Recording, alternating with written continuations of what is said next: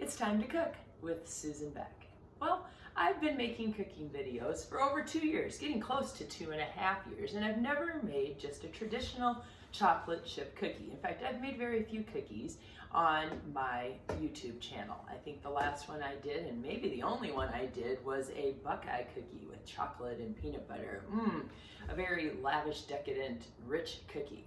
Well, today we're going to do the more traditional chocolate chip cookies, and along with that, I'm going to teach you about the conventional method of baking. In fact, my recipe, I didn't write down all the directions. I wrote down my ingredients, and on the back I said, mix in the conventional method. Well, what exactly is the conventional method? Well, the conventional method means that I am going to start with my sugars and fats. Today that is 2 sticks of butter, a 1/4 cup of white sugar, 1 cup of brown sugar. That will get mixed first. We call that the creaming stage. Fats and sugars get creamed together and whipped up in our stand mixer. You can do it by hand, you can do it with a hand mixer as well. All right, then we're going to use 1 egg and a yolk of a 2nd egg, along with a tablespoon of vanilla. Now this is the method no matter what your ingredients measurements might be, but these are traditional ingredients in a sugar cookie. This is the 2nd step where you add your eggs and flavoring. Vanilla for today's flavoring. Then we move to our dry ingredients. Now I don't usually bother to sift them, but that is something that you could do if you were worried about that. I tend to only sift if I'm making something with baking powder. It has a little bit of an aluminum taste if you don't get all the little chunks completely sifted apart. You can kind of taste it sometimes. I don't find that's an issue with baking soda. My flour is really not that clumpy, so not really a necessary step, but one you can do if you'd like. And besides the baking soda and the flour, we will have some salt in our recipe. All right, step number 1, to cream. Today's recipe calls for melted butter, so I'm going to put a little cover over that because butter splatters easily. All right, let's try just 20 seconds to start. It's starting to melt, but it's not completely done, so we're just going to keep doing this at 20-second increments. It took me about a minute to get this to the melted point. Now, it was not quite completely melted. I had a few little pieces and a simple little stir. The butter is warm enough that I was able to get those to melt without putting it in again and again. You get to a point where it's pretty much all liquidy, but it just wants to splatter all over in your microwave. So good idea to cover it. If you don't have one of those fancy plastic covers, just a piece of paper toweling over the top is good. All right, we're going to go ahead and put our 2 sticks or 1 cup of butter into our mixing bowl. And then into there we will be adding in our sugars. Now this said to let the butter come to room temperature, so we're going to let it sit for a little bit before we add everything together here and mix.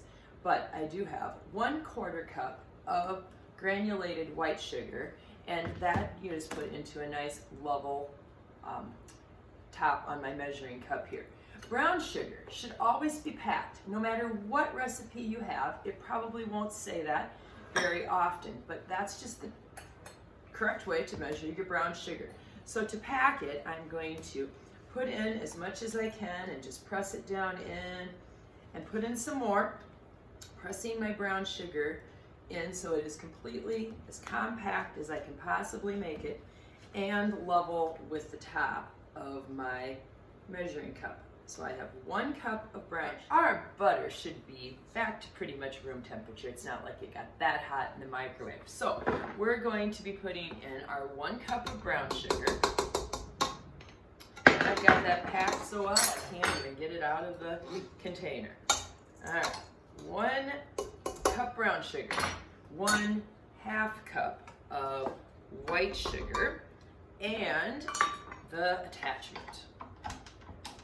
Beater on there, raise it up, and we're going to mix this. This is again the creaming stage with our sugars and our fats, and I want to beat this together for about 2 minutes.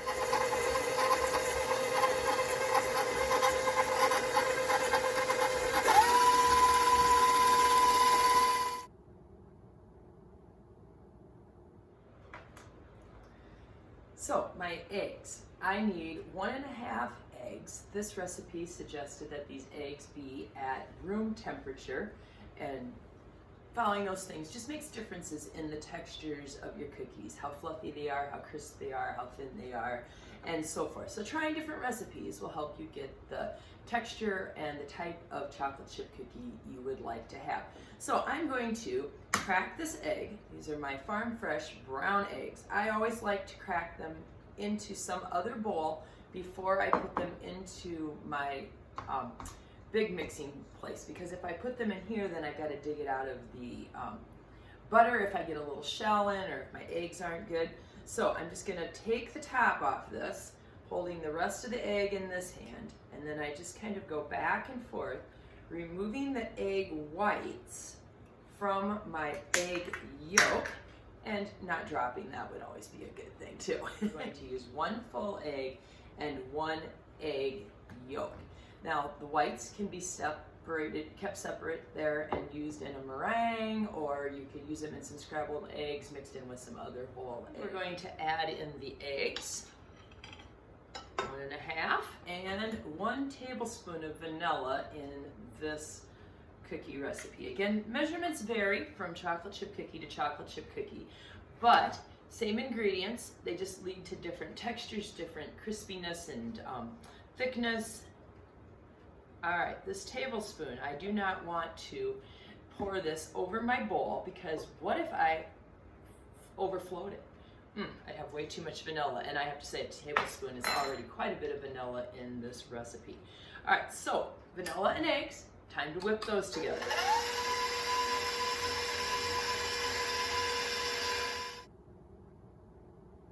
Next up is our dry ingredients. We are going to be using a teaspoon of baking soda. Now a baking soda box comes where you can peel the top back, and then when you put your spoon in, your teaspoon in, you can just slide it right across the top, and that allows you to get a nice level teaspoon of baking soda.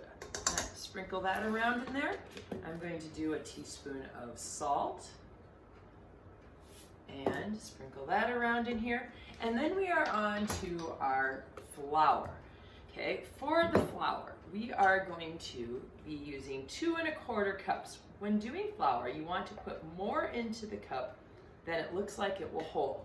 And then proper technique for flour is to use the back of a knife and to run that across the top and level it out.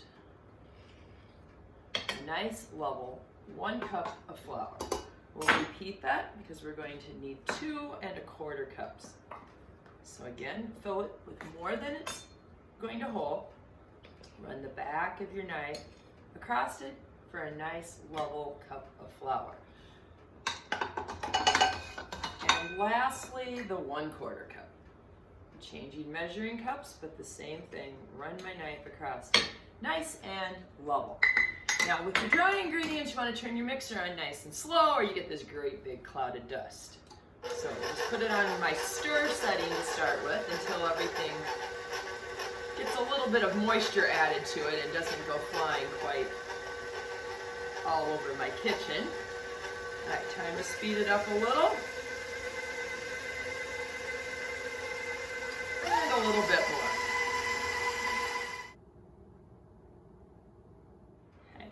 To get my flour out of the way and reach around and grab my chocolate chips. Now I have a favorite chocolate chip. Mine is the semi-sweet. If you like milk chocolate chips, you can go ahead and use the milk chocolate chips. If you want to change it up and put in M&Ms or peanut butter chips or white chocolate chips, that would be fine. Now along with really liking the semi-sweet chocolate chips, I really love the little mini chocolate chips. I don't know, they just seems like you get more of them spread out throughout, and those are my new go-to. I really never even buy the regular size chocolate chips anymore, but that's all completely up to you. This recipe says 2 to 3 cups of chocolate chips. I'm going to use 1 package, which is 2 cups of chocolate chips. This is the point where either you're going to stir by hand with your chocolate chips, or just put it on your lowest setting and let those chocolate chips just get mixed in so that there's a little bit in every spoonful when you go to drop these on your cookie sheet. Oh, that looks good. Time to clean off that batter. Now today we will be chilling our cookie dough. Because we used butter, that's really an important step. If you're using margarine, you don't need to do that quite as much. But by chilling it, it keeps the cookies from spreading out into like just a really thin like pancake. So we will be putting these into the refrigerator for 2 hours. You want to do a 2-hour minimum. Overnight would even be perfect. So time to take a little break and put these in the fridge. Well, my cookie dough has spent almost 4 hours in the refrigerator chilling. I mean, that's really just a great idea when you're using butter to keep the cookies from spreading real thin, because we're going to get this really chewy texture in the center and some crispy edges. Now, a little bit ago, when I knew I was about ready to start baking these, I turned my oven on to 375 degrees. With cookies that we want to chill, we're not going to turn that oven on when we start mixing. So we're going to line some cookie sheets with parchment paper, something that I really like to use for easy cleanup. And my cookies just don't stick to the pans at all. I still like a light coating of cooking spray to help it out, but once is all we'll have to do that. Then I'm just going to use some teaspoons that I have in my silverware drawer to make some little balls. And this is actually pretty firm dough right now, so I'm probably going to even just use my hands and make some nice, like 1-inch size balls of cookie dough. And this dough is just loaded with chocolate chips. As I said, the recipe said 2 to 3 cups. This is just 2 cups, but we have a lot of those mini chocolate chips.